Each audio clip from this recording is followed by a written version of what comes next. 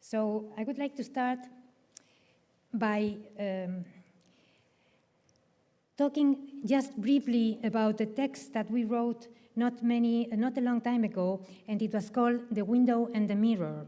Like, this is the window, which means for us a view to the objectivity, means looking to the outside, and the mirror, which means looking to our inside, a view to the subjectivity. And because we believe that the projects, or at least our projects, are a mixture between these two situations, objectivity and subjectivity. The window is looking to the outside, but of course it's a window, so you are always looking through a frame. Whenever you see, whatever you see, something like a landscape, you are always looking through a frame, which is the frame that you want to put that highlights or diminishes the importance of one thing or another. And it basically does it in any kind of the ways you look. The mirror, which is looking to your inside, is looking to the things that you know. And those things come to you with, I guess, with the time, with your own experiences. And it's those things that you have in your inside that at the end are the ones that are framing the window. I'm saying this because there are things that also we believe, and we believe that we cannot design anything that we have not experienced before in whatever way. And I want to introduce then, with this window and the mirror, the name of the lecture, which is Double Mirror, because looking back to the work that we have done, and when I'm asked to give a lecture and to speak about our work, I always try and think, let me talk only about the last things that we have done, and at the end I think that is not very representative. So I decided to try to talk about a couple of projects that run for the last nearly 20 years. So when looking back to all these years, we believe that always a project is the mirror of another one. And this also happens in some of the issues that go within the projects. So what I'm going to do is I'm going to talk about 6 pairs of projects. 6 projects that I'm going to introduce them by doing it so like one project is the mirror of another one. Because of the geometry that we are using as the concept of the building, because of if the concept of the building is like the situation that links the building to the ground, or because we are working with buildings that we want to link to the landscape, or buildings that are the mirror of one another because of the situation in the city, or because of the importance of the facade, or a couple of buildings that link together because they are representational spaces. So I'm going to run through these projects, which are 12 projects, and doing this, they are not, of course, introducing them in this way. We can look to the work of an architect in many different ways. This is not at all chronological. I'm going to say some of those projects are linked together by time, some are not. Because when I say the mirror of another is looking backwards in time. I'm not choosing them by when we have worked together on them. So let me start with these 2, the Sant Elmo Museum in San Sebastian and the Morisburg Museum in Halle. The concept of these 2 museums originated very much in the way that we wanted to deal with the geometry that generated them, that wanted to link to the situation and the position that they had in the city. So this is the city of San Sebastian. I don't know if it's a little bit dark, but I guess that you see it well. In the north of Spain, in which we won the competition for the refurbishment and the extension of the Museo of Sant Elmo. The Museum of Sant Elmo, which is situated in that very spot, and very special spot, because it's in a place where the city joins together the natural area of the city with the old space of the city, and also with the extension done in the beginning of the 20th century. So it's a very specific spot. So working there, we decided that we had to work in that interstitial space. So what we did was we separated the two buildings. The one, the old convent, already a museum, we were going to act there by refurbishment. And in the new extension, which was nearly as big as the already built meters of the museum, we were going to do so by introducing the building into that interstitial space between the mountain and the city. So what we did was we generated two walls, two inhabited walls that through their geometry were going to relate both to the buildings already existing in the mountain and also to the spaces in the inside of the museum. Of course, doing this, and not only the geometry is important, but it's also very important the relation with the facade. The facade that was going to establish the relation with the old walls of the building and at the same time with the mountain. Working in that facade, we decided also to work with two sculptures of San Sebastián, Leopoldo Ferran and Agustina Otero. With them, we went to the mountain, and there we saw this situation in which the erosion had done these holes in the mountain, in which we also saw the greenery coming out of them. And this is what we decided to take to our facade. They were melted aluminum panels with perforations through which we were going to take out also the greenery in the same way as it was in the nature. So when we look back to the building and we see it from the distance, we really think it's done in a one single piece because the uniformity of the drawing is a continuous drawing. But when we get near it, we start discovering that it's a facade that is done of 5 different panels. It's the combination of 5 different panels that go from a panel with the maximum perforation of 260 perforations to a panel that is completely blank.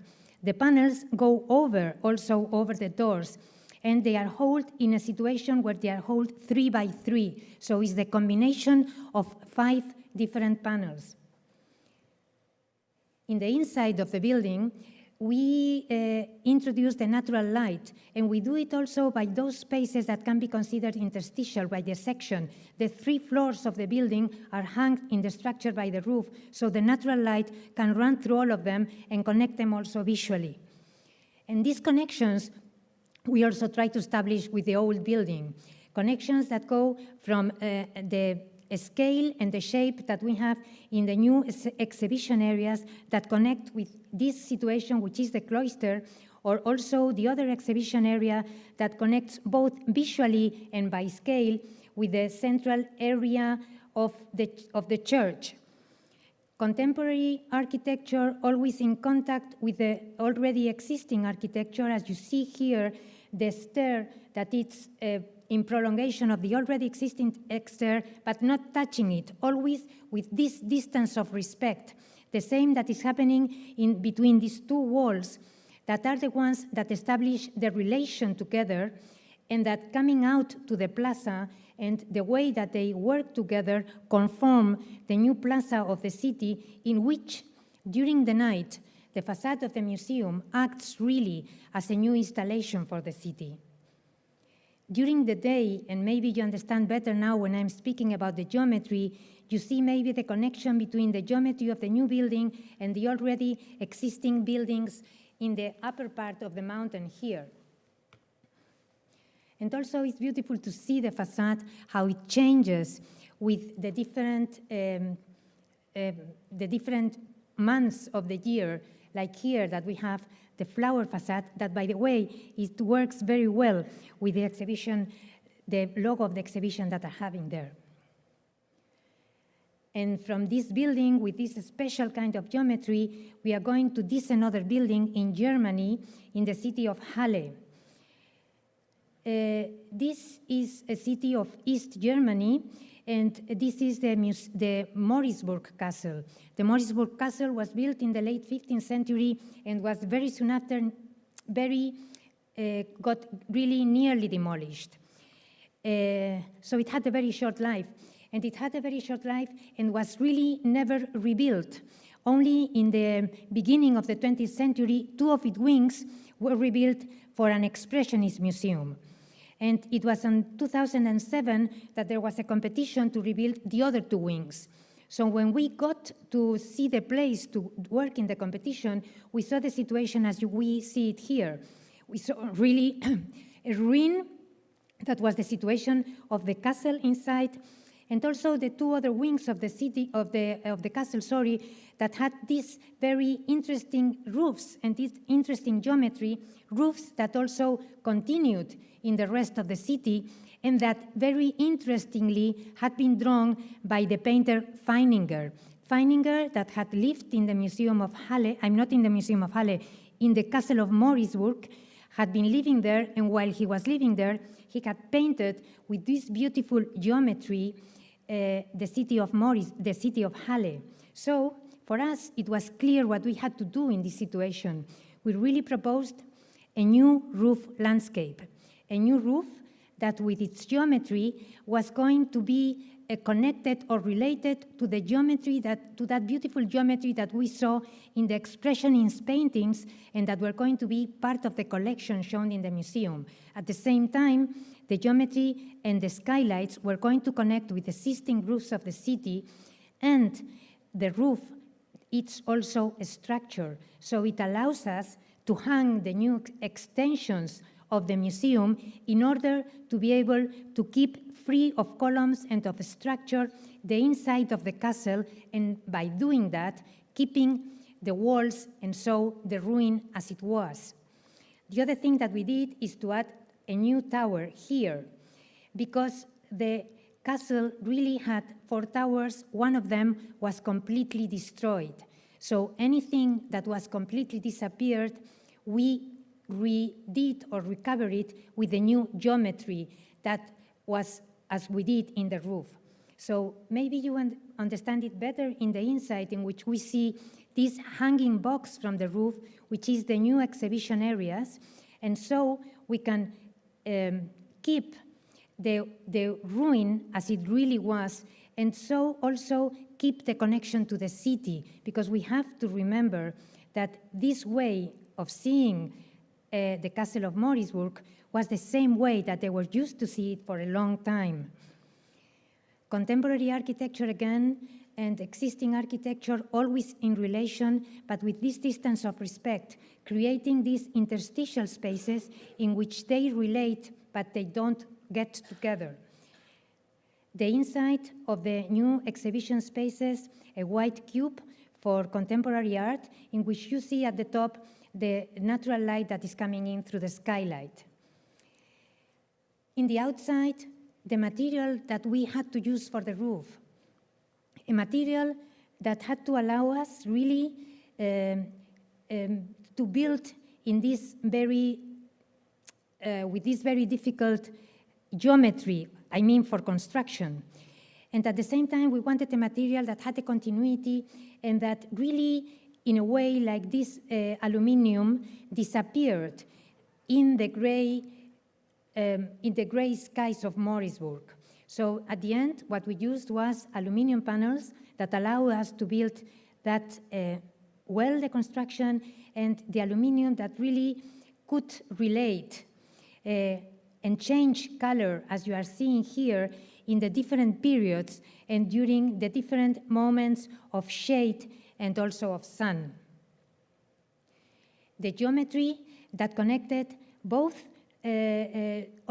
both to the exhibition that we are going to see in the museum, and at the same time connected to the city. And with that same geometry, as I said before, we are going to build the new tower, or to rebuild one of the towers of the museum that was going to act as a service area, and in order to be able to introduce through that tower the works of art that were going to be exhibited in the inside. Another pair of buildings, and in this case, one is the reflection or the mirror of the other because of the way that they deal with the public space and with the ground level of the city. The first one, it's in Austria, in the city of Graz. Graz is a protected city by UNESCO. All of the center of Graz is protected, and is protected especially because of its, as it's pointed out there, because of its beautiful roofs. I don't know if you can perceive it very well in the photograph. In this other place of the city, but also in the protected area, there was this institution, the Joanneum, that is a cultural institution in Austria, that had these three buildings. One was the Art Museum, the Science Museum, and the library. So they launched a competition in order to restore the three museums and also to make an extension and to have all these spaces that the three buildings needed and see if they, in a way, could work together. Because the way they are now, they were simply giving the back to each other. So for us, it was also clear here what we had to do. We wanted to use this interstitial space, and we wanted to create a new public area, a new plaza for the city, a new plaza that with these interstitial, that with these perforations, conical perforations, in the inside and below the plaza was going to have the new spaces that we needed for the connection of the three buildings to work together and also for the extension of the buildings. The upper floor was going to hold the vestibule for the three buildings, the entrance of the three, and a small auditorium. The lower floor was going to have the 1 million books that the library needed to hold there for its extension. As you see, the light was coming in through these cones and was also introduced to the lower level.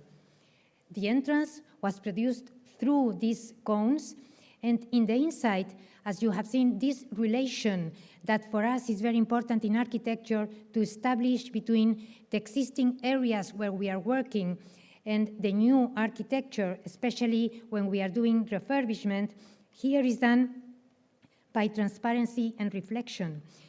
We are going through the cones, we are going to see by transparency the buildings above, but also sometimes by the reflection of these buildings in the cones, where they get these very unique reflections, but at all the time you are surrounded by the vision of the buildings outside. In the outside, we worked in the buildings by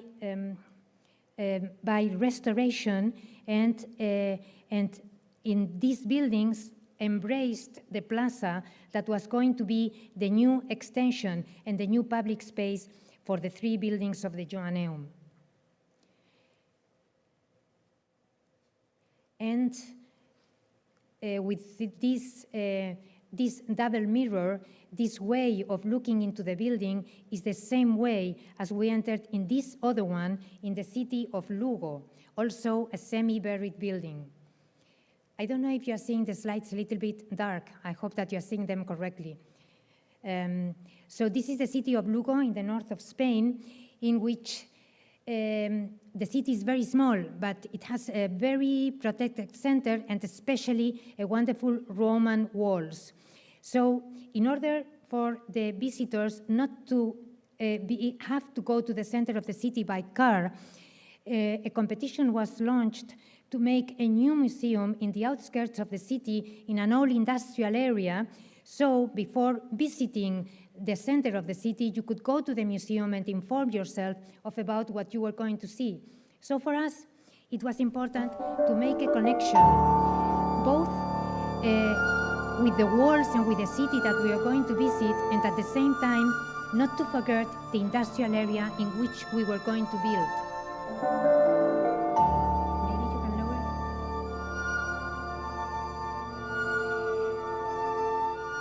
So I'm showing you this building in a small video, and this building is done by the repetition and variation of the same element, a cylinder, a full emboyed cylinder.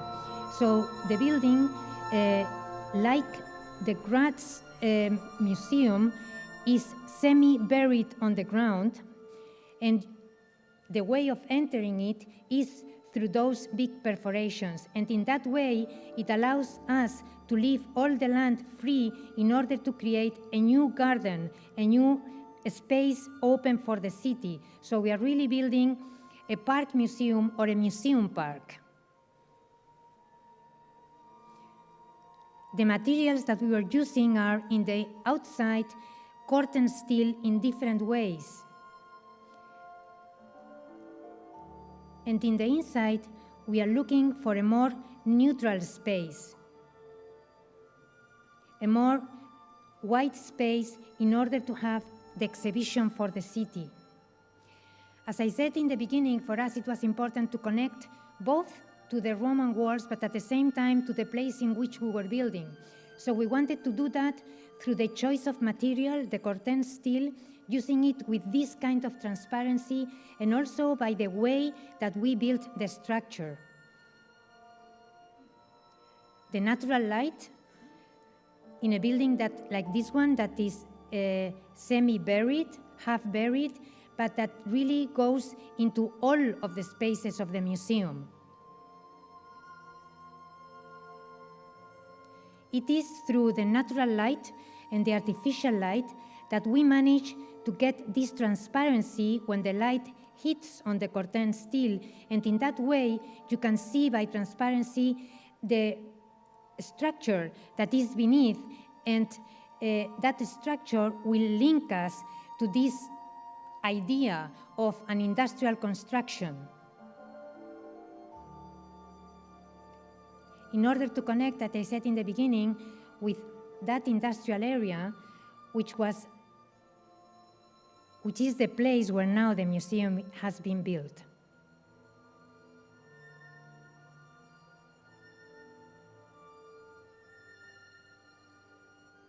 And from above, we can see the relation to the new park, the park museum or a museum park.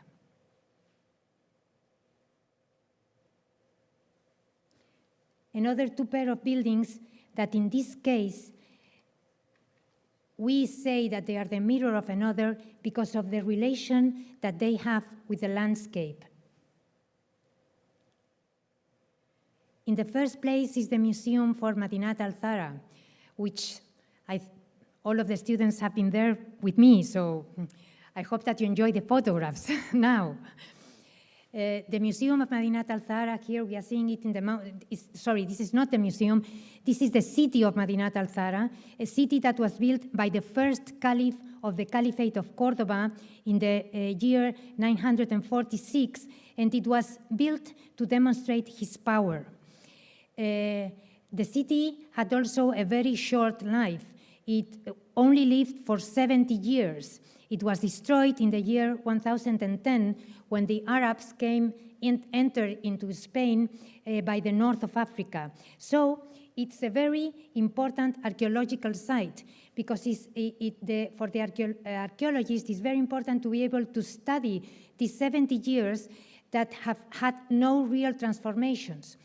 This is the archaeological site, and you are seeing it in the infrared photograph, and you see the borders of the walls of the city. Here are the borders of the walls of the city, and here is the excavated area. As you see, the excavated area is really less than 20% of the city, so there was a lot more to excavate. So the city, the government of Andalusia decided to build a new museum that was not only a museum, but was also a research place for the archaeological site. As I said before, the city was built in the mountain, so it was really built under 3 different levels. And it has this condition that was also very attractive for us in the sense that it was built as a double square that only lost its geometry on the connection to the higher part of the mountain. It's 1,500 meters per 750. And that geometry is the same one, a double square, the same one that we used for developing our building. The building is a double square, and this is one of the first relations of the many relations that we wanted to establish with the city of Madinat. The other one is the way of building. We decided to say we are not going to build as architects, but we are going to build as archaeologists.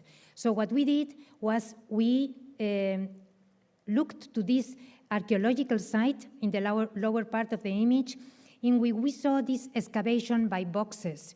In an excavation by boxes, the archaeologists trace a grid in which they refer all the pieces that they have found. This is the same thing that we did in our building. We traced our grid, and in that grid, to that grid, we are going to refer all the inside of the building.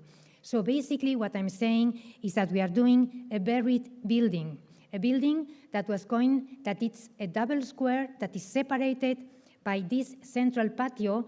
To the left is the more public area, to the right is the more private area. This central patio that when we were doing the competition, we called it the blue patio because of the fountain that it holds. The other patios, the orange patio, because it was going to hold orange trees and that was going to give light to the cafeteria. The golden patio that was going to give light to the museum, or that is giving light to the museum, and that should hold the stones that came from the archaeological site. This other patio that is going to give light to the more private places where the archaeologists are working with the pieces that they find in the archaeological site. The entrance ramp and the back patio in which the pieces that are found in the excavation of Medina are put to this building in order to be archived and preserved. And through these patios also we establish another relation to the Islamic architecture, in the sense that it's an architecture that is closed and that it's only getting light by patios, in the same thing as we do in this building. For us, it's important to see these two photographs because them together really explain the connections that we try to establish. The upper one, the city of Madinat, the city of Abderrahman, that after being destroyed is being rediscovered by the archaeologists and disappearing from under the ground. Under that, the construction site in which we are building, and our building is also going to be appeared as a finished building after it comes also from under the ground, in connection with that metaphor that we did to start working in this building. I'm going to show the building simply by making also this game of images, a kind of mirror in which I'm trying to mirror the archaeological site and the city of Madinat al-Zahra with the building that we have built with the new museum. In this sense, the relation with the landscape of the city of Abderrahman, the relation with the mountain, and the relation with the new building in the landscape that it's around it. Or in this other situation in which we see the relation of the built walls, a stone in one situation, concrete in the other one, and the relation to the walls to the open spaces. The way that we are using the strong sun and the shadow in Spain, these strong shadows that are driven by or thrown by these empty spaces, these open spaces, I mean to say.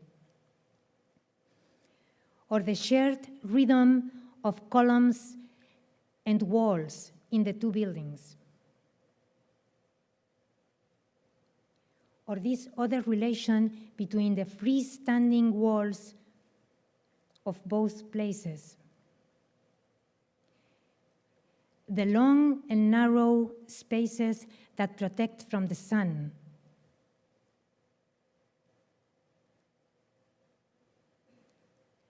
The creation of new stairs using the already existing walls. The way that we are treating the corners.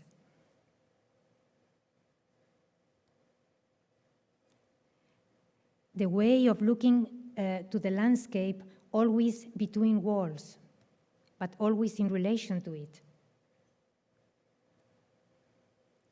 The relation of the roof to the landscape. And finally, the already built building, in which I hope that you can recognize the relation both to the landscape and at the same time the idea that originated the building, in the sense of that remembering that archaeological site, that archaeological grid that we traced for this building, and that we continued using it also in the gardens outside, in a remembrance of the idea that generated this museum. And in this game of mirrors, the double mirror, in which we can see, like, if the city of Medinat is the mirror of the new museum, or taking it around, if these images of the new museum are really the ones that are mirroring the ones that are already existing in the archaeological site.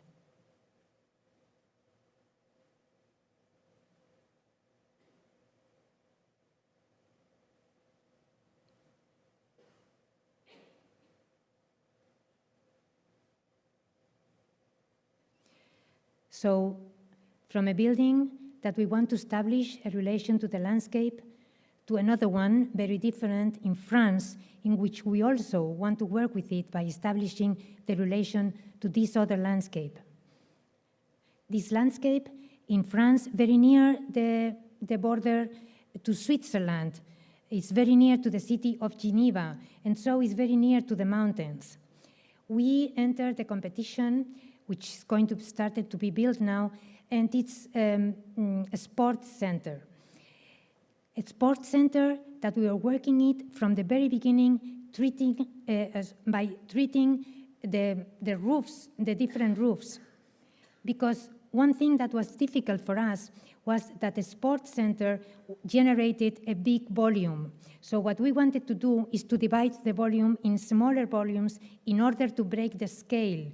So here we have the areas where we are going to have the big tennis sports center.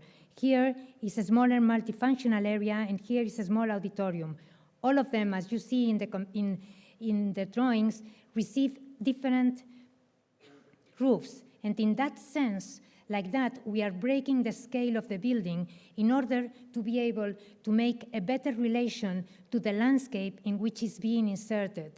At the same time, we are using this kind of roof that we also break the roof in pieces in trying to connect also with the mountains that are around it. A building that is going to be built completely in wood, even the structure, and that the interior of the building is also reflected in the outside, where we are also using the wood to finish the outside of the building.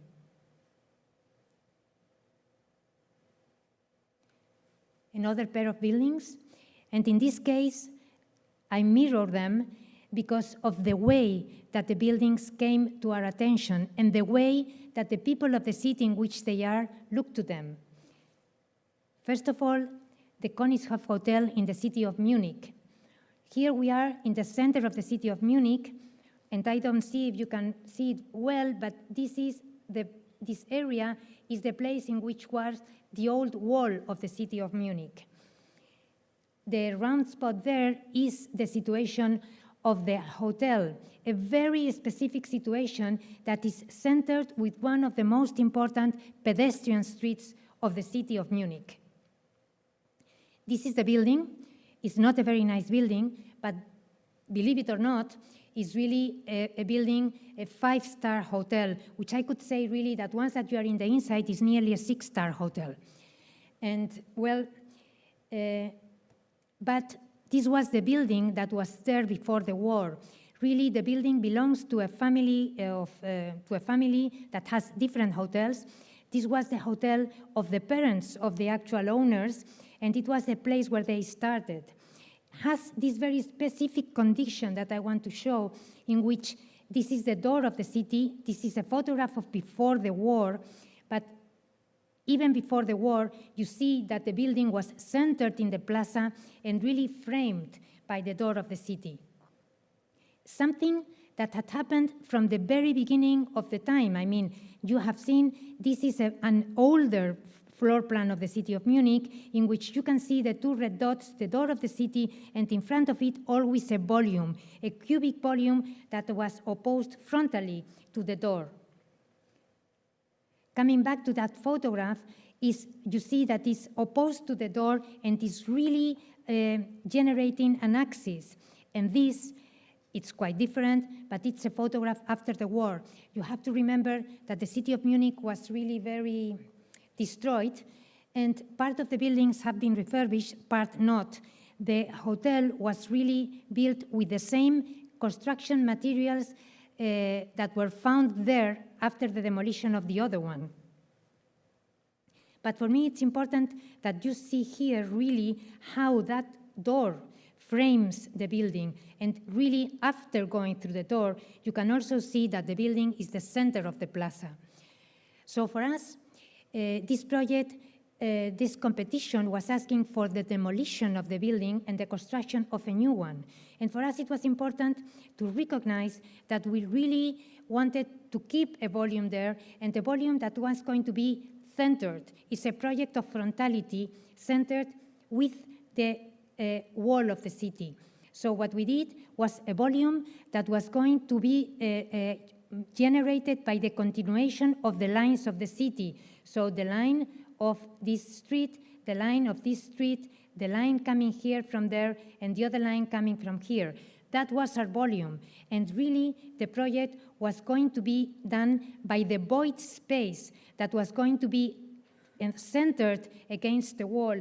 And what we did was to continue the public space into the city, public space that continued going up to the roof of the new building. So this project is about the void, a void that is the presence of the project that runs through the building, generating a space of more than 30 meters of free height, and that is the space that connects all the different spaces of the new building. A space, as you see there, that opens and closes, and also makes a continuous connection, as you are going to see through this photograph, with the view to the door and to the old part of the city of Munich. So going back to the pedestrian street, we are going to see now that the line of the street generates a line that connects directly with the new void that you are generating. And once that we go over and we are in the center of the plaza, the building is still also the protagonist of the space. And it is the blank space, the void in the center of the building, the one that is really generating the new public space that draws you to the inside of the building. The way that we treated the facade was as neutral as possible, because what we wanted to make more important there was the perforation in the center of the space of the facade. This building now is starting to be demolished, and we are going to start construction in about 1 month, hopefully. So this is quite a nice photograph of the building now, and this was one of the buildings that was considered ugly in the city of Munich. So now I'm going to this other city, in Bristol, in which we entered a competition because the city considered that they had one of the most ugliest cities of England. Well, you see there, this is a picture from a photograph. So they ran this competition to generate not an extension, but basically a new facade for this existing hospital. The hospital is there in the center of the city of Bristol, and this city has a characteristic because it's a city that has a lot of, it's important for its facades, not for its real facades of the building, but because of the paintings that it has in its party walls. Because this is the city of Bansky, which is a very, I was going to say, in the beginning he was an outlaw because he painted the party walls, and now he's considered one of the greatest artists. I say it's a he, but really nobody knows if it's a he or a she or a group. And this is the city of him. So a lot of the party walls are drawn by this man. So it's a city for facades. This is the hospital originally in the building in which the hospital started. In the 60s, it was extended with this other building that, as you see, I believe, is quite a good architecture.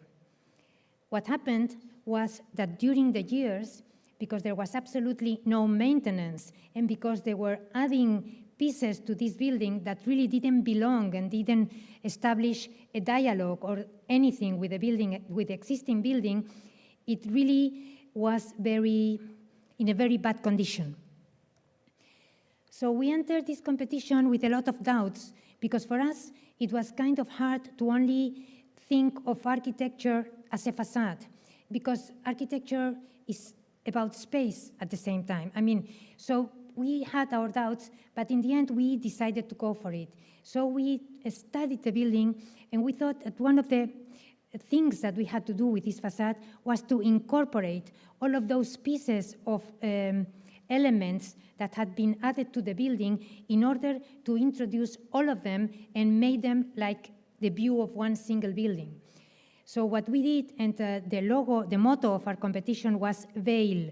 We did a veil that through cuts and foldings was adapting to the ground of the building in order to introduce and include the elements that were adherent to the building, and in the other place to be connected to the line of the street with the neighboring building. So in this way, in here, we were reestablishing the line of the street, and here we were incorporating the added volumes that were out of the building. And here we were simply putting a veil on top of a facade that needed to be cleaned, but really nothing else. So this was the model that we presented to the competition. In the upper part, we strictly respected the modulation of the original building. So here we see the incorporation of this area of the building, and in this part here, we generated a new entrance, a new space, a relaxed space that separated us from this very busy street. And this is a hospital for children, in a sense, so that they could have this at least small space in between the hospital and the very busy street. So this is the image of the building in 1960s. This is the image in 2016, sorry. And this is the new image of the building, in which we are introducing this veil, this new facade that is opening and including all these elements in order to be able to conceive the building as one single element. As always, we try to be very careful with the light during the night. And here, maybe from the other side of the street, you see better the operation in the upper part, where we refurbish and we completely change the windows, but we respect the geometry and the rhythm of the origin of the building.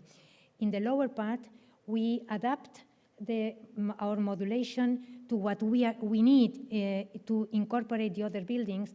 And in this medium part here, we are making a transition between the lower part and the upper part of the building.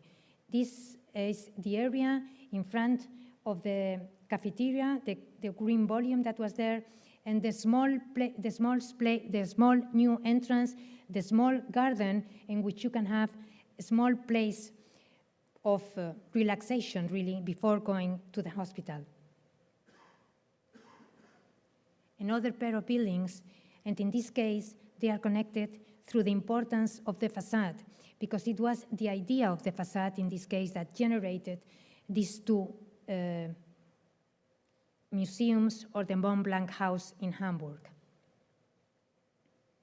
The Contemporary Art Center in Cordoba, so we are back to Cordoba in Spain, in which in this case, we are building very near the center of Cordoba, very near this very important building that we were there together, and I hope that you enjoyed this building a lot. I frankly think that is one of the most important buildings of the history of architecture. I always say it because I think it's important to see it. The Mosque of Cordoba. In front of the Mosque of Cordoba, at the other side of the river, in this orange area, is where we won the competition to build not a museum, but a place for the generation of art. It was a place in which the artists were going to work, and their work was going afterwards to be exhibited in the exhibition spaces. So for us, it was important to consider the relation to the mosque. A mosque that we can read in many different ways, but one of them, for example, could be the generation of this amazing space by the repetition of the same element, the double arch. At the same time, we were also interested in these ornament elements, which apparently are generated by a very difficult geometry, but if you really go in depth inside them, you can see that is very simple geometries that simply are projected one on top of the other. These geometries could also go to volume, and these volumetric geometries are the ones that are done in the roofs of the Islamic architecture. So for us, we were thinking, could we generate a building with working with these same elements? So we started working with an hexagon that we divided in 3 different exhibition spaces. One big one of 150 meters, another one of 90, and another one of 60. By symmetries, rotations, and by putting them together, we generated space such as this. For us, it was a non-hierarchical space which could be used in many different ways, associating the different areas in the different ways that are shown in the drawing. Maybe in the floor plan you understand it better. This is the central space in which all the different exhibitions area are getting together. The green elements are patios, open spaces that are like the leftovers of the geometry of the hexagons. On this side, we have a big vestibule that can connect to any one of the exhibition areas, and in that way is why we can use them as one single exhibition area or up to 9 different ones. And in this other space are the places where the artists work. They generate their work here. They can connect here to the exhibition areas directly, and they can make the different exhibitions.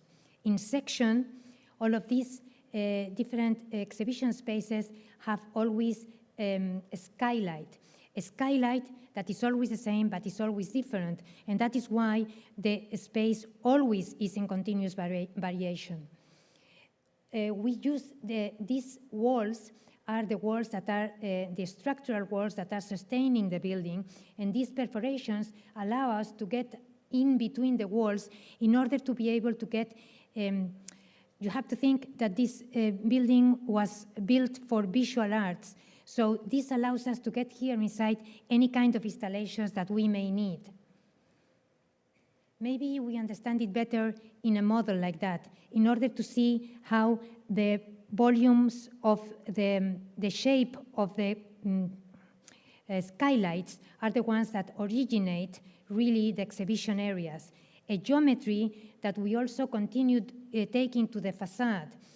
And for us, it's very important to work in models, because we think that really the model is the one that really gives you the correct scale of the building. So this is the built building, in which we see that it has a rectangular building, basically, that has 4 different facades. One to the river, the one that we were seeing before, and this one to the city. And the 2 small lateral buildings, the 2 small lateral places in which we organize the 2 entrances of the building, here and here. The facade to the river is a completely opaque facade that is done through the same geometry in concrete panels with the same geometry as the building, a facade of which I'm going to talk later. The facade of the city is done with the same geometry with perforations in order for the light to be able to go in. This is the area for the artist and for the offices of the building. In the inside, the building is completely transformed. It's done with a gray concrete, and what we are looking here for is for the artist to react to this building. We are not looking for the neutral white box, but because here is not a museum, it's a place for the generation of art, we are looking to and we expect a reaction from the artist. Here are the different exhibitions areas, and as I said before, that can be divided through these doors that can go down and divide the hexagons in 9 different exhibition areas. the way that we were thinking here in this building was by the generation of compressions and expansions of the space. In these places where the space gets expanded is in where we connect the different uses of the building. This down here is the entrance to the auditorium, or upper here where you enter to the space, the office space of the building. To give attention to the natural light is something that we look for in all of our buildings. Like these two dancers that are looking to these patios, as I said before, are the leftovers of the geometry of the hexagons and are places in which you are, after the visit of the building, you are supposed places for relaxation. Through these patios, we go to the roof of the building, in which, as you see and as you have seen in the model, is solved with the same geometry. In the inside, where the different artists and the different installations are going on in the building. The facade. The facade is a concrete facade done in panels of GRC that during the night, it gets transformed through the light. And it really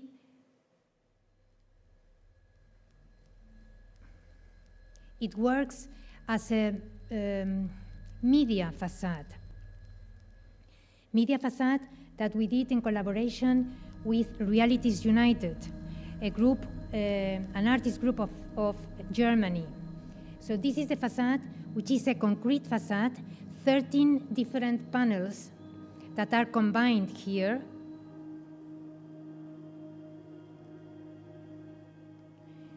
It has a depth of 16 centimeters, and in those different bowls, there are a number of LED lights. A number of LED lights that are reflecting in the different walls, or in the different walls of the hexagon, so they get different shadows. And by doing that, we really get a media facade that has 1,500 pixels, the number of perforation or of bowls that the facade has.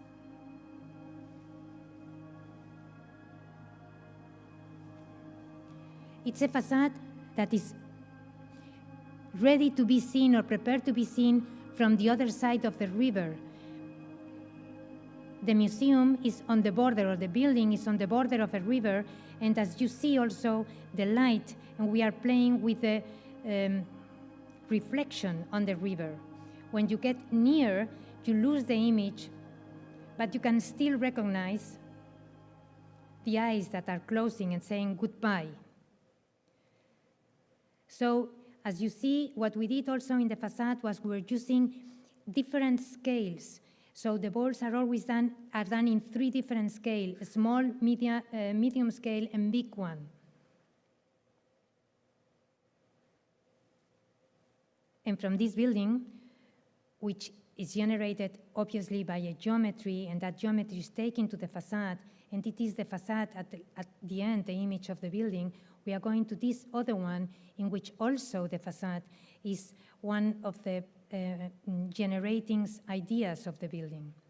We are now in the city of Hamburg, which is the place for the Mont Blanc house, which for me, I have to admit, it was a surprise, because I always thought that these pens, beautiful pens, Mont Blanc, I always thought that they were Swiss. It's not true. They are German, and they have always been German, and they have always been from the city of Hamburg. But they've always used this logo, the Mont Blanc. And because for them, it represents the idea of always getting better, always wanting to go to the top. So from the very beginning, they try to do beautiful objects, something that I think they have really managed to do very well. And they have a lot of pens like these ones that are really icons of very beautiful pens that are very special. Every year, they bring out a new one of these pens. These two are the more iconical ones. So this is the place in which they are working now, and they will launch the competition because they wanted to build a new house for Mont Blanc in which they could demonstrate they wanted in the house to demonstrate what they wanted to do. I mean, their aim for always getting better. So this is the place in which we had to work. This is the buildings in which they are working now. And in this parking area, it was the place in which we had to do this new house. For us, it was clear that if we wanted to give a new image to the building, we had to give a new facade. So we decided to use the complete lot in a long building that covered the other one. So we are giving them a new facade and a new entrance to the old buildings. In front of it, we are going to prolong and to do some new gardens that were going to separate the building from the rest of the parking space. So this is the situation, and this was the long building that was going to give the new image of the already existing buildings for Mont Blanc. Really, we developed a building as a case, as one of the beautiful cases for the pens that Mont Blanc has. And here we see the different connections, and especially the connection to the existing buildings, because now the entrance to all of the building was going to be produced through the new Mont Blanc house. So here is one of these beautiful cases in which they are, you can buy the fountain pen. A fountain pen, which is an element, a beautiful element, very direct, but that in the inside, it has these very complicated elements that allow you to produce the beautiful writing. And it is this idea that we wanted to translate to our building. A straightforward facade that in the inside had the complexity that the building needed to be developed. A building that was going to be developed in 3 floor plans, the more public one, the one for the exhibitions, and the more private one above, and a section that was going to be around the central space, the new connection space of the stair that was going to develop as a dome, in which the exhibitions also started here, a space for connection not only to the other building, but also from the different areas of exhibition. The exhibition area for their works of art, and the second exhibition area, more important for us, because it was the exhibition of the pen collection, which was the more important for them. Of course, something that has to be done with a very different scale. From this space, and through the section and through the windows, we connect to the outside and to the more public space, to the cafeteria that is right under. The facade. The facade is also a concrete facade, a facade that is done with different levels, and a concrete that we wanted to be folded. And it is the different foldings of the concrete that are going to conform the image that we are transmitting through the facade. A facade also that during the night works with artificial light, in this case with projections, in order to show to the outside really what is happening in the Mont Blanc house. We are in the situation of developing the project very near to the end, because we are going to start the construction in this year, but we already have a one-to-one mock-up of the facade. We wanted the facade to be of a black concrete, and I can tell you that I didn't know, but it's very difficult, nearly impossible to get a black concrete. So we did different tests for concrete, and as you are seeing here, in these mock-ups, we are trying different things. We are trying to have the bigger element in the inside or in the outside, see which is working better. We are also trying the different situations with the light, with the natural light, and of course, artificial light and the light during the night. So I hope that very soon we manage to see this facade. But I think that if we won this competition was by the way that we presented it. And it was, this is the model of the competition, a box, a case in which in the inside you could have a pen of the Mont Blanc, but also if you open it, you find all the complexity that a building like this one needs to be developed. Another pair of buildings, and this is the last one, so I hope that you are not very tired of me. And in this case, these two buildings are connected because of the program of the Inside, exhibition spaces. This is a competition that we have won really very recently. So I really don't, I only have the material of the competition. This is the city of Paris, and this is one of the walls of Paris, a wall that was built in the 19th century. Here, that point there is the Porte de Clichy. And this is in the aerial photograph. Here is the Porte de Clichy, and the Porte de Clichy is really on top of one of the last bastions, of one of the last pieces of the wall of the 19th century. And it's very near one of the rings that I think that you can see here, one of the rings of Paris that runs parallel to the trace of the old wall that I say is only existing by pieces now. So this is the area in which we are working, and this area here, that it's a place in which now there are 3 institutions in Paris that are the 3 different theater institutions, the Academy, the Conservatoire, and the Odeon. These 3 institutions have really traditional spaces in the center of the city, but here is a space in which they get ready their scenographies. These buildings were built by Garnier. So there is a competition now in order to restore these buildings and redo them and reshape them to have 6 different new spaces for theater, but that they are going to be, how do you say, investigation of places for investigation of theater. And this here is one part of the wall. So it's part of the wall of the 19th century, and we have to keep in mind that it's not, well, amazingly, it's not protected, but it's one of the small pieces of the wall that still are there. So this is what we had in the back part of the place in which we had to work. And these are the buildings of Garnier. And here, as I said before, all these people are getting ready to prepare an scenography for an opera situation. This is the situation now in which the photograph is not very good, but here you see it's in a higher level, and you see a lot of cranes because there is a lot of construction in this area. And here is an area of a park that really finishes against really the buildings of Garnier, that is this one. And this is a building done by Renzo Piano, which is for the, I was call it Palace of Justice. It's not a Palace of Justice, but it's a place where the justice is being organized.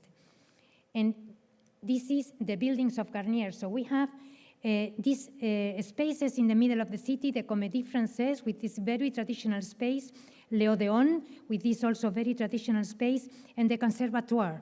All of these places are in the center of the city, and now they want to develop this new city of the theater in order to make a more experimental theater.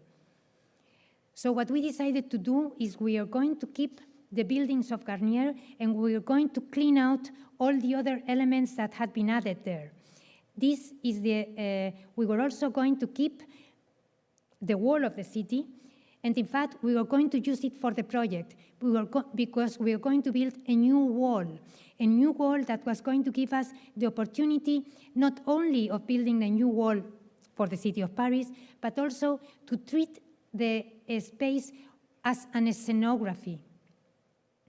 So we were really building a new scene in which the buildings of Garnier were going to be the protagonist of the space. The second decision that we took is to make a new garden.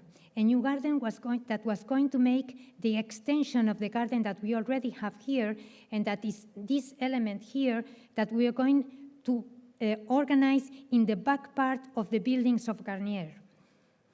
So what we have is the continuation of the park that we connect through this bridge, and that is going to give us a garden space, and is going to allow us to, under it, have the space that we needed for the extension of the already existing buildings.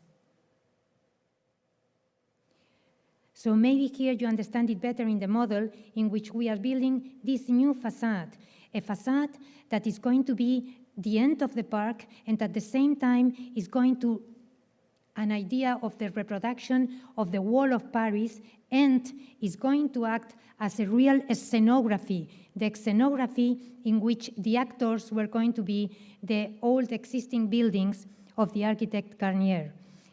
Here you see it better, and you see that we are keeping the buildings that to the street are having the same scale, the same image, and in restoration. And to the back part, simply we are redoing the scale by covering part of them in order to get the space that we needed for their extension. Here you are seeing the image of the existing buildings, and back here is the Palace of Justice. I say this because the back facade was a very complicated one, because we were not allowed to have any view over the justice area. So here we have this facade that we have done with these elements in order to be able to introduce light and ventilation. And also this other element here that when I explain the front facade is going to help us to take the air that we introduce in the building through the upper part and make the ventilation run through the whole building. The new entrance is going to be through the central space. So we empty the central building that is going to have the new entrance, and we are going to treat it in the inside as a plaza, a new plaza that also, as in this mirror situation, is going to have a performance area here that can be used in different ways. So in the section, maybe you understand the idea better. Here is the area of the park in which it has this connection that is really continuing in the new garden that we are generating here, and in the new wall that is also going to be a green wall. This second situation from the street in which you enter here, and you through the entrance of the building through this new covered plaza that you are connecting also to the garden in the back. I'm not going to explain the floor plan, it's really complicated, but these are the two new theaters that we have in the existing buildings, and these are the new big spaces, bigger than these ones, that we have under the new garden.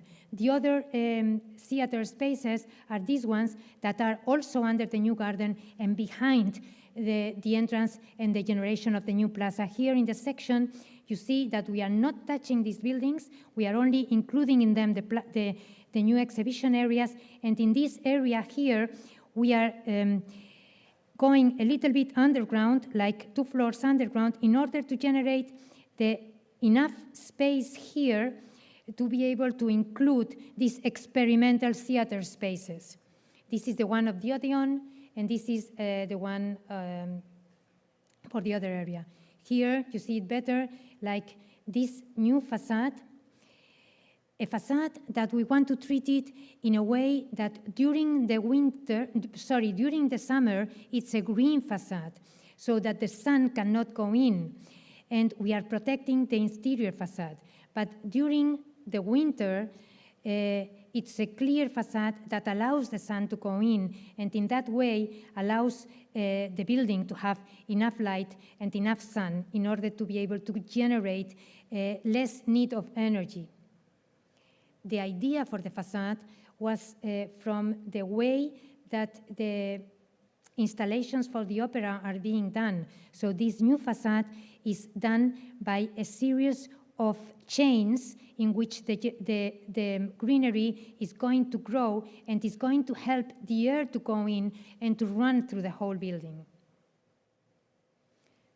So the facade, the new facade at the same time, is going to be in a way the remembrance of the old wall of the city of Paris. And with this last image, I'm going to go to my last project.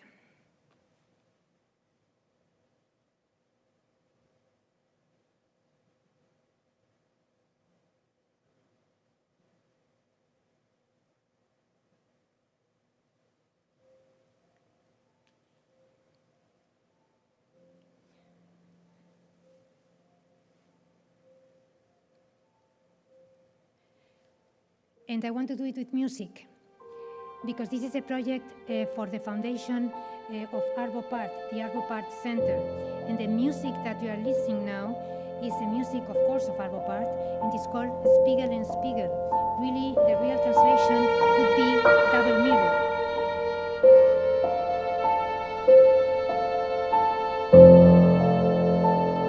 This is Laulasma, a place in the Baltic Sea, very near the city of Tallinn in Estonia, where Arbopart and his wife Nora live for the most part of the year. For the people that don't know it, Arbopart is one of the composers, is the living composer most reproduced in the world. And because he's a national figure, the government of Estonia decided to build a foundation for him. A foundation that was going to be open in this past year, in the year 2018, in order to be part of the commemoration of the 100 years of the independence of Estonia. So this is a project that has to do with landscape, with music, and with architecture.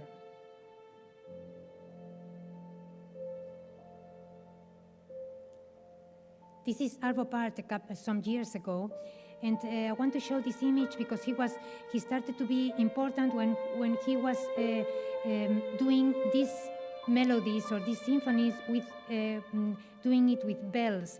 And for us, it was very important to know his notations. These notations that are so geometrical and that are so attractive, or at least for us they were. Something that was taking also to the brief of the competition. And this was the way that the brief of the competition was given to us, on an helicoid, on an espiral that we immediately joined to this beautiful drawing of Arbopart, in which he is playing with the espiral for one of his compositions. So we started working also with an espiral that was going to be developed like the Fibonacci series and with a pentagon. A pentagon because it is one of the geometrical elements that is more reproduced in nature.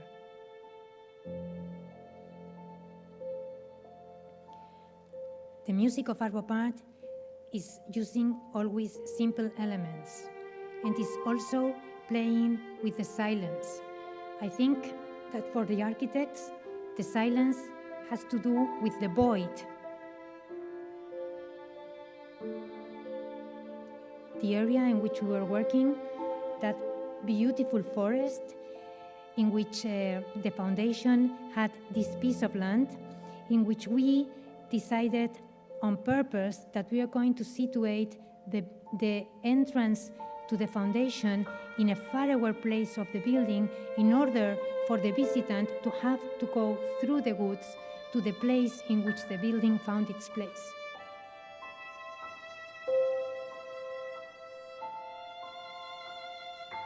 A floating roof in the forest, a floating roof that found its shape through using the more empty space in the middle of the trees.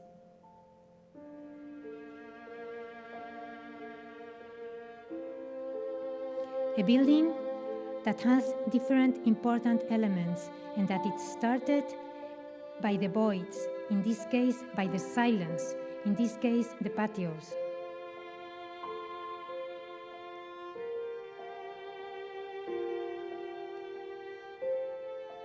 Another important element of the building is the wall, a continuous wall, a snake wall that covers all the building, generates the connection to the different spaces, and separates the more private areas of the foundation from the public ones.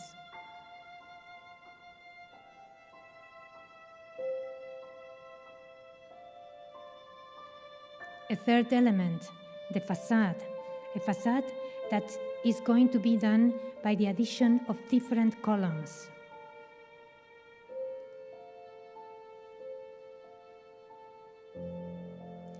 And the roof, a floating roof, one single slab that is going to be held by the snake wall and by the columns of the outside facade in order to be able to generate this idea of flotation.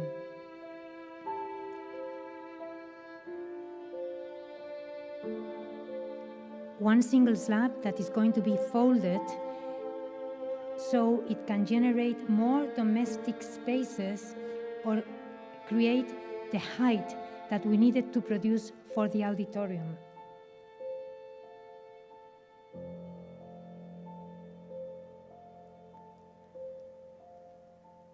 A roof that was going to give unity to the whole of the building.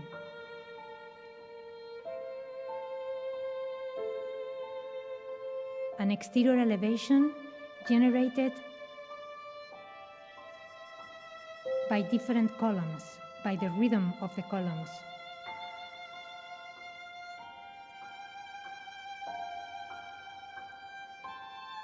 The rhythm of the columns we used in three different ways.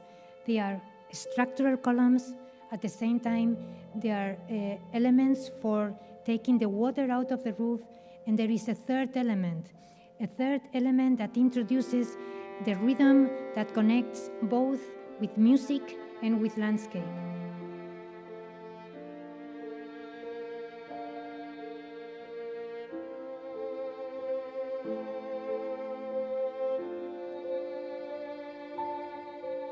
The connection to music was always important for us. And that is why we superimposed our working drawings. This is a floor plan of the lights of the building with the pentagrams of Arvo Part. And by doing that, we discovered some very specific connections. Of course, this is a personal thing. These lines are is the working drawing of the situation of the columns.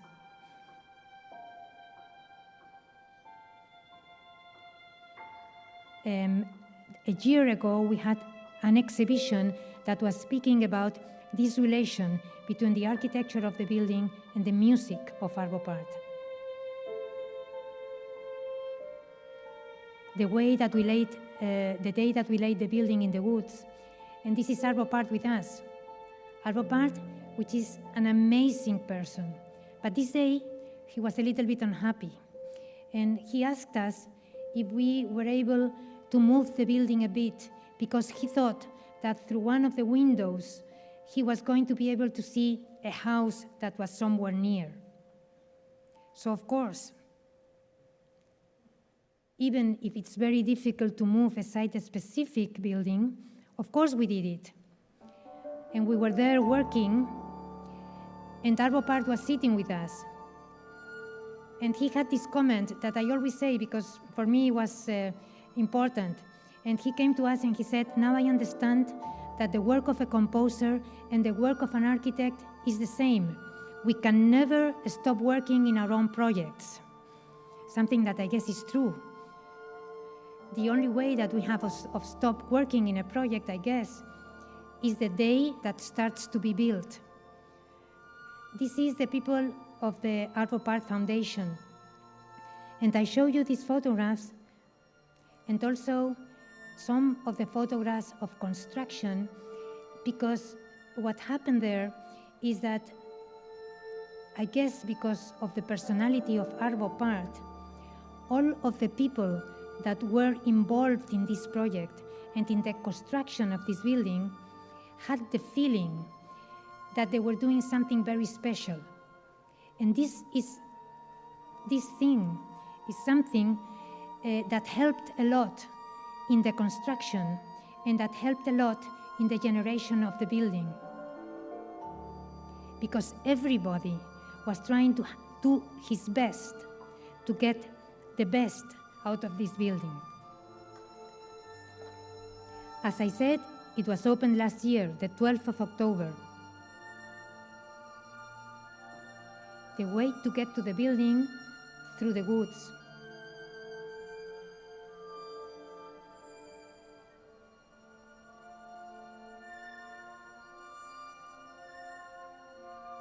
Even if you don't see it, we did trace a place to go, not a road, that afterwards we covered with the natural elements of the pine trees, the leaves that were falling off the pine trees.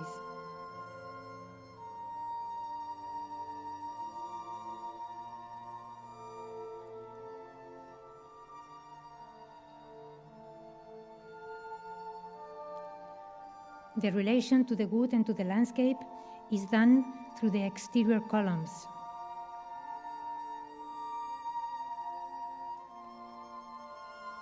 The materials that we are using are metal for the roof and for the columns, wood, both from the outside and for the inside, and glass.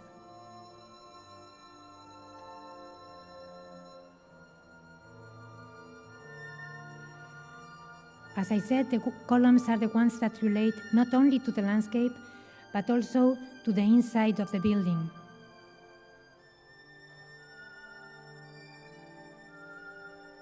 The inside of the building, that is a fluid space, always in relation to the landscape.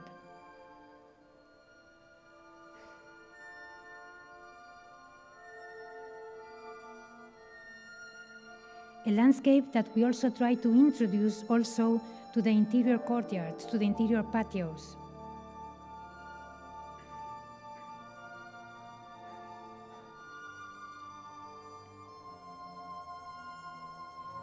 The public area, the vestibule, in which we start seeing the wall that is the one that connects to all the inside spaces.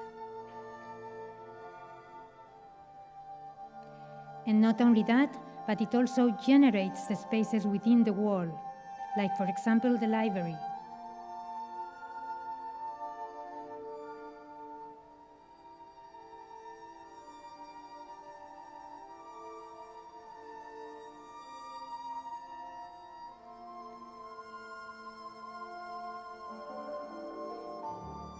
The separation of the different spaces is done between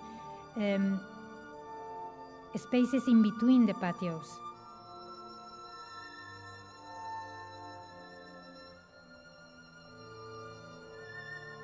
This is the entrance to the more private part of the foundation, the place where the workers of the foundation are doing their work.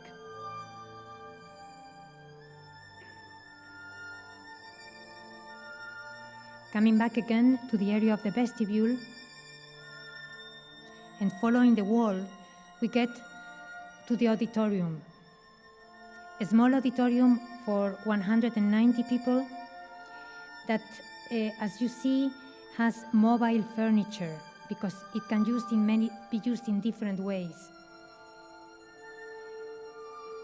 We were able also to choose the interior furniture and the colors of it. For us, it was important, and we decided to use the colors of the leaves of the wood in the different times of the year.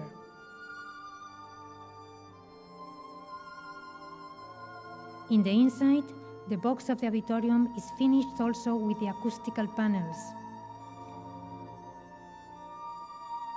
Acoustical panels developed by Eugenia Rao and that took into consideration especially the music of Arvo Pärt. His music, and here Arvo Pärt, that was played in the opening of the building.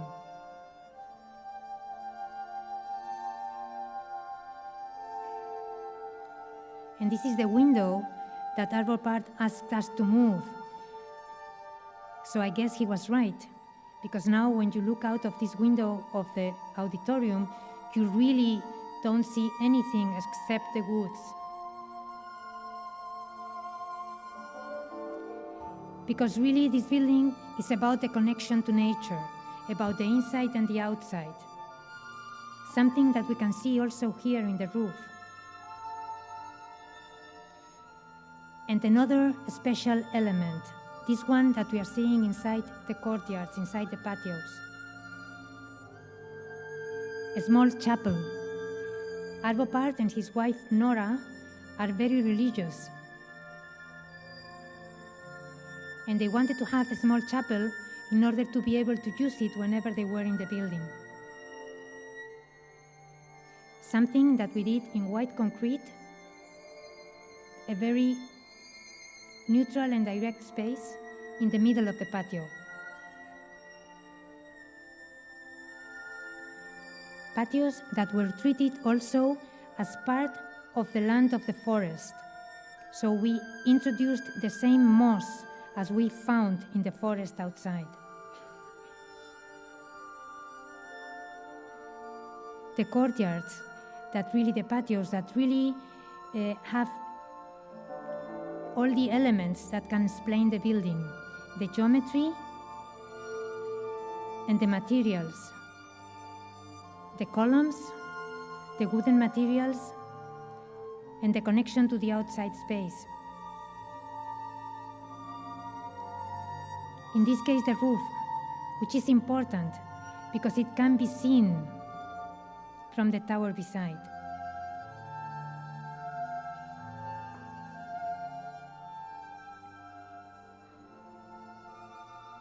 And also important, the light during the night. We are in Estonia, so a lot of part of the year, really, the building is going to be seen with artificial light.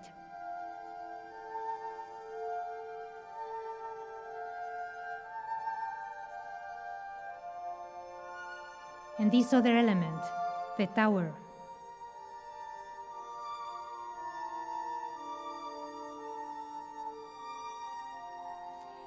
The tower, an element that I have not spoken yet, but it was part of the brief of the competition, because Arvo Pärt wanted to see the sea.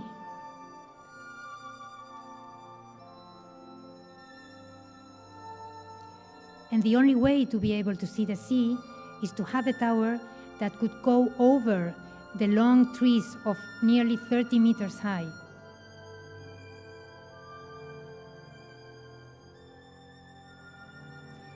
For us, it was a very difficult element because it was an empty element, an element that only held an stair and an elevator. So for it, we went back to the notations of Arvo Pärt, to this beautiful geometry that he translates into music.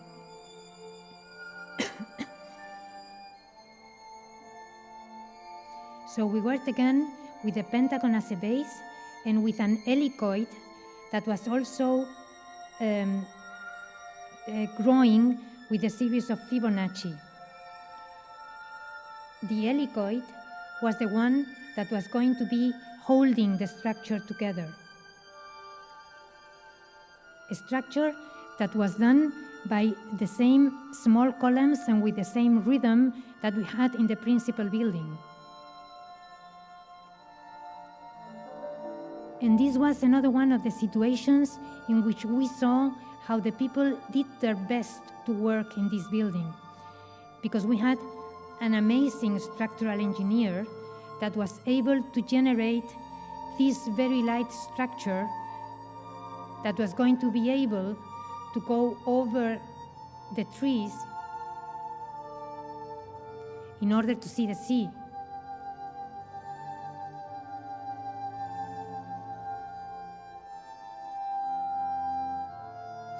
This image is the render that we presented to the competition.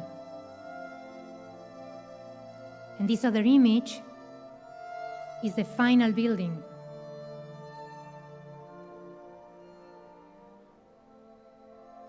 I think it's beautiful to see them together because not a lot of times you manage to start with a competition with an image like that and to finish with this other image. A project about landscape, about music, and about architecture.